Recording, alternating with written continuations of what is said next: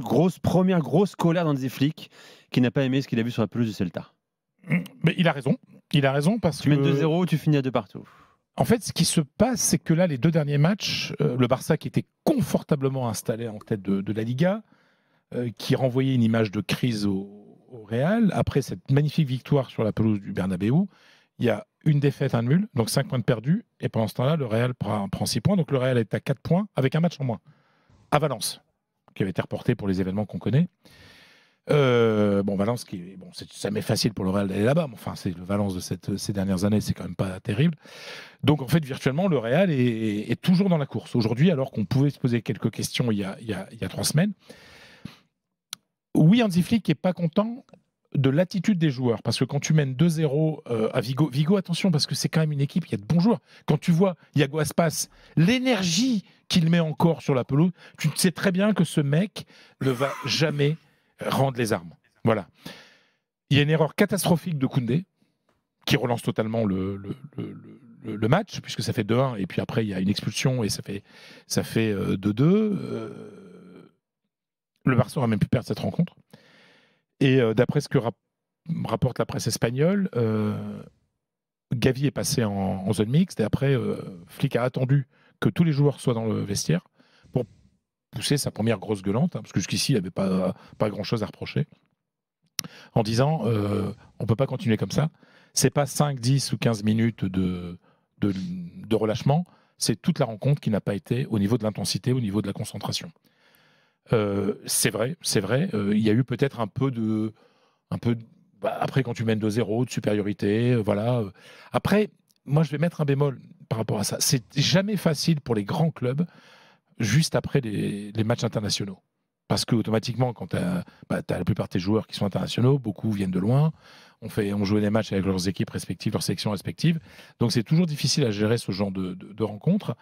Alors, je ne cherche pas d'excuses. Après, et puis à l'absence aussi. De toute façon, toutes les contre-performances cette saison du Barça, c'est sans Lamine Yamal. Là, il est blessé.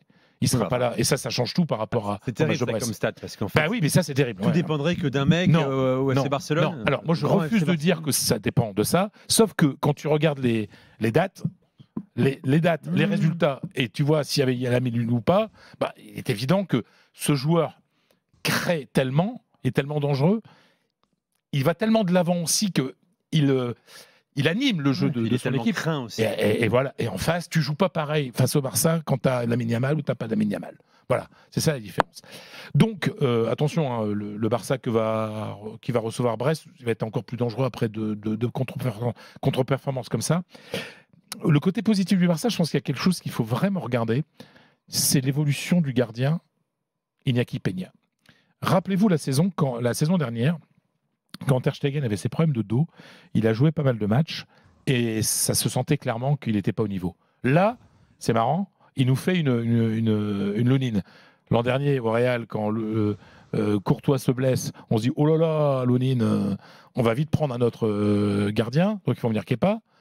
Et finalement, c'est Lounine qui grandit. Et là, on a la même chose. Ils ont fait venir Chesney, et même Chesney reconnaît, il dit je vois pas comment je peux jouer, quoi. Parce que Lounine a quelque chose qui est très important pour ce Barça, avec les risques qu'ils prennent au niveau. Iñaki Peña, tu veux dire? Qu'est-ce que Lounine, je veux dire Iñaki Peña. Il est très intéressant sur un point particulier. C'est-à-dire que les risques pris par le Barça avec cette ligne défensive très haute fait que logiquement, il est amené, ce gardien, à retrouver souvent des adversaires en 1 contre 1. Et là, il a montré qu'il était très bon. Donc, il sauve plusieurs balles de but comme ça, depuis qu'il est le gardien titulaire de cette équipe du Barça. Et ça, c'est un point hyper positif, quoi. C'est-à-dire que en espagnol, on dit saber aguantar. Il sait attendre. Aguantar, c'est attendre, résister. Tu vois, il sait se retenir avant de se.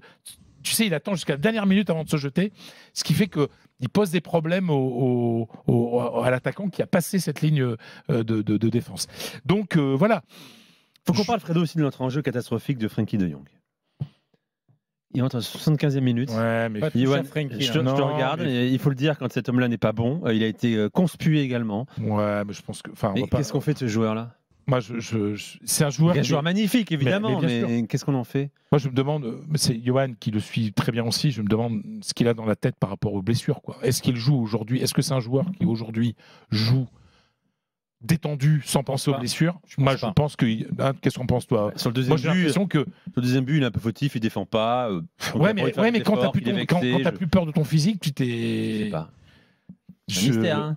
Tendance à penser qu'il perd du temps en fait. Faudrait qu'il parte de là où il est. Quoi. Ouais, mais lui, il aime. Enfin, Il adore le Barça. le problème, c'est qu'il faut comprendre ce que représente le Barça pour des Néerlandais. Ben ouais, c'est ça. Mais ouais. Et il y a que ce club-là qui compte pour lui. Mais quand tu vois la manière dont il Moi, je était suis pas sûr que traité. ce soit un problème de club, mais plus un problème de blessure chronique. Mais ouais. Il y a des jours où il a mal, des jours où il a pas mal, et ça devient compliqué parce que on l'évoquait. Tu sais pas C'est un si joueur tu peux faire- particulier aussi, hein, dans un système particulier. Il faut aussi que le jeu soit beaucoup construit autour de lui. Bien sûr, évidemment, mais et puis c'est pas un joueur sur phase défensive qui sera le meilleur et qui mènera beaucoup de sécurité. Ça dépend comment tu l'entoures aussi évidemment au milieu de terrain. Ouais, enfin, mais quand t'as pas confiance en ton corps comme ça devient moi, je pense difficile que parce que c'est- tu penses tout le temps quand tu es Mais sur moi, le terrain. j'en suis persuadé. Moi, ce que je vois il a le frein à main, quoi. Il se jette. Enfin, la manière, tu vois, il se jette pas. Alors, C'est pas un mec comme ça. qui se attention. jette pas, c'est jamais. Il a un jamais qui- été. Vraiment, tu vois ce que je veux dire. Non, mais tu vois ce que je veux dire. La formation néerlandaise t'apprend à te défendre debout. Pas à te jeter. Il se jette pas, c'est-à-dire dans la bataille. C'est ce que Ouais. je veux dire. Ah, tu ok, vois. ok. Non, mais bien entendu. C'est pas un tacleur, c'est pas un stopper. Hein, j'ai conscience. De Mais ça. même. Mais tu vois ce que je veux dire dans le truc. Et ça. Il s'engage pas à fond. Mais moi, souvenez-vous de ce qui se passait il y a deux étés. Tu sais, quand le Barça voulait le virer en regardant les contrats, Ouais, etc. bien sûr, bien sûr. Le mec, mais n'importe qui se dit, ils veulent pas de moi, je m'en vais, quoi. Mais non. Et le mec, il a résisté, ce que tu dis, Ouais, parce ouais. qu'il veut réussir au Barça, quoi. Il adore ce club, il aime ce club plus que plein de gens. Qui Juste jouent. une petite anecdote qui n'a rien à voir, mais pour vous faire comprendre pourquoi le Barça, enfin ce que représente le Barça. Il n'y a pas très longtemps, j'avais fait un week-end aux Pays-Bas. On s'en souvient. Petite ville, toute petite ville, un seul magasin de sport. Que les maillots de Frankie. Avec Le seul maillot qui était dehors sur la devanture, c'est pas le maillot de l'Ajax, c'est pas le maillot des Pays-Bas, c'est le maillot du Barça. le Barça. Mais oui. Et le petit village est à 10 km d'Amsterdam. Donc ça aurait très bien pu être l'Ajax. Ouais, donc c'est. Donc Écoute, les Néerlandais, il est peut-être, ils regardent vraiment à l'étranger, le premier club qu'ils regardent, c'est l'Ajax, il n'y en a pas d'autre. Mais on va suivre ça parce que cette question de blessure chronique, on l'a évoqué il y a 3 semaines, je crois. 3 semaines, un mois, quand on parlait du cas de Jong. Je rappelle qu'il a eu, c'était au mois de mai, il se blesse, on se dit, bah, il y en a pour 3 semaines, et depuis, il ne s'en sort pas. Quoi.